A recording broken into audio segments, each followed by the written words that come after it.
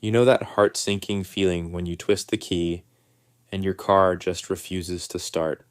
No sound, no crank, maybe a few sad dashboard lights flickering back at you. It feels like your car just gave up on life.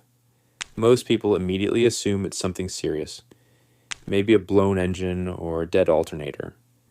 But here's the truth. Most of the time, the problem is small, simple, and totally fixable without a mechanic. You just need to know what to check and what to do step by step. So stay with me because by the end of this video, you'll know exactly how to bring your engine back to life when it seems like everything has failed. Start by listening. Your car is talking. When your car won't start, the very first thing you should do is take a deep breath and listen. Seriously, your car gives clues before it quits. Turn the key or press the start button and pay attention to what happens. If you hear a single click, that usually means your battery doesn't have enough juice. If it cranks over but doesn't fire up, it's probably a fuel or spark issue. And if it's completely dead, no click, no lights, nothing, you might be dealing with a loose connection or ignition failure. Those first few seconds tell you more than you think. Don't start panicking or pressing the key repeatedly. That won't help. Instead, observe. Your car is trying to tell you where the problem is hiding. Check the battery, the most common culprit. Let's be real. In most cases, the battery is to blame. It's the heart of your car's electrical system, and even a slightly weak battery can stop your car from starting completely. You might think it's fine because the radio or lights still work, but here's the catch. Starting the engine needs a lot more power than running lights. Open your hood and take a quick look at the battery. If you see white or green crust around the terminals, that's corrosion blocking the flow of electricity. Grab a rag, clean it off, and make sure both terminals are tight. You'd be surprised how often a loose or dirty connection is the entire problem. If you've got jumper cables or portable jump starter, give your car a boost. And remember to turn off your lights, AC, and radio before you try again. That reduces the load and gives your engine a better chance to start. If it fires up, don't shut it down right away. Let it idle for about 20 to 30 minutes so the alternator can recharge the battery fully. But if nothing happens even after a jump, don't worry. There's more you can try before calling for help. Try the old school starter trick. Here's a classic mechanic move that still works today. Sometimes your starter motor can get stuck. It's a small electric motor that spins your engine, and if it's jammed, your car won't crank at all. The fix? Give it a little encouragement. If you can locate your starter, it's usually near where the engine and transmission meet. Tap it gently with something solid, like the handle of a wrench or even a piece of wood. Then try starting the car again. What this does is loosen up the internal brushes and gears that might be stuck in place. It's a temporary fix, but it's often enough to get you back on the road. If your car starts after that, make a note to have the starter replaced soon. But for now, you've won the battle.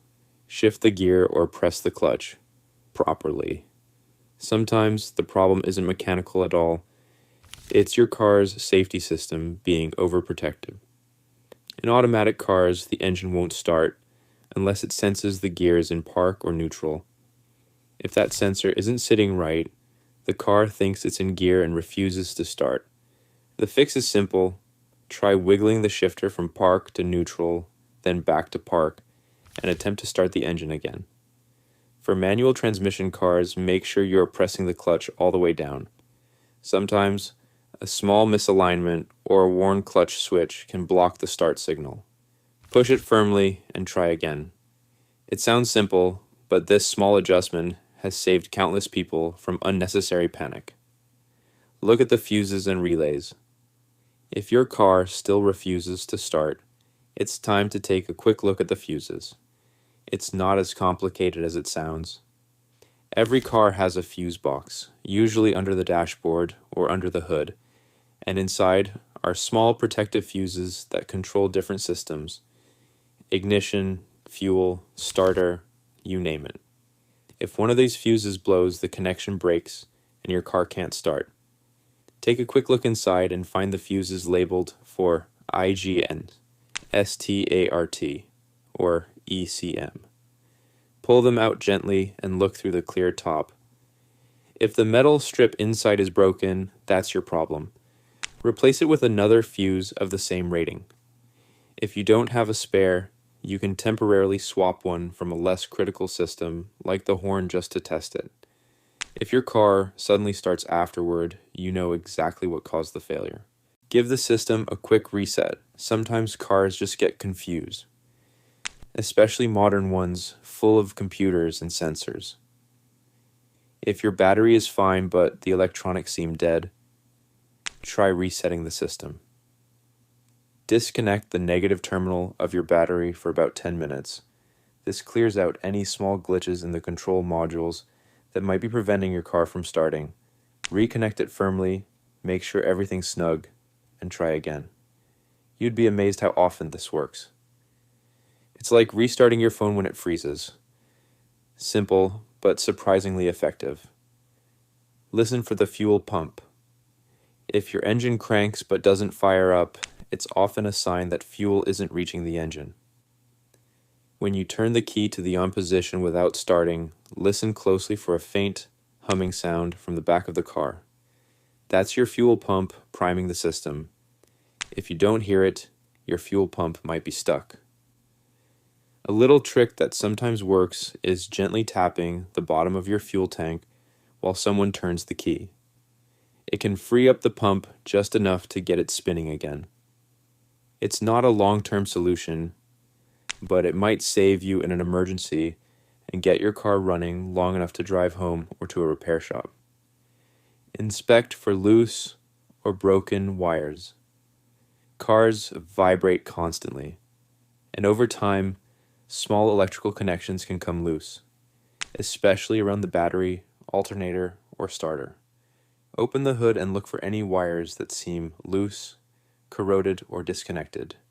Give them a gentle wiggle. Sometimes, reseating a connector or tightening a clamp is all it takes to restore power. This is a quick visual check that requires no tools and can make all the difference. It's one of those things experienced drivers always do before they even think about calling for help. Use the push start trick. Manual cars only. If you drive a manual, you've got an extra life built in. When your battery is too weak to crank the engine, you can actually start it by rolling the car. This is called a push start or bump start. All you have to do is turn the ignition to on, press the clutch all the way, put it in second gear, and have someone give you a little push. When you are moving a few miles per hour, release the clutch quickly. The engine will spin, catch, and fire up, just like that. Once it starts, let it idle for a while so the alternator can recharge the battery. This trick has been used for decades and still works like magic today. When the engine finally starts. When your car finally comes back to life, don't shut it off immediately. Let it idle for at least half an hour to allow the battery to recharge fully and the engine to stabilize.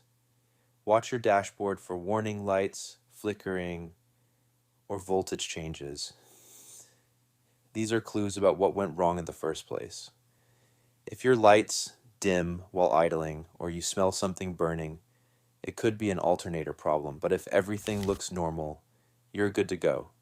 Just remember what fixed it this time, because chances are that same trick will help you again in the future. So there you have it. The exact steps to restart your engine when everything seems to fail. Most of the time it's not a disaster, it's just a dead battery, a stuck starter, a tripped fuse, or a confused sensor. With a little patience and the right moves, you can handle it all by yourself. The next time your car refuses to start, don't panic and don't call a tow truck right away. Try these fixes first. It might take a few minutes, but the feeling when that engine finally roars back to life is pure satisfaction, especially knowing you did it yourself. If this video helped you out, hit that like button and share it with someone who always seems to have car trouble. And don't forget to subscribe and tap the bell icon, because in the next video, I'll be revealing the top reasons your car suddenly shuts off while driving, and how to prevent it before it happens. Until then, drive safe, stay calm, and remember, sometimes you don't need a mechanic. You just need to know what to do when your car goes silent.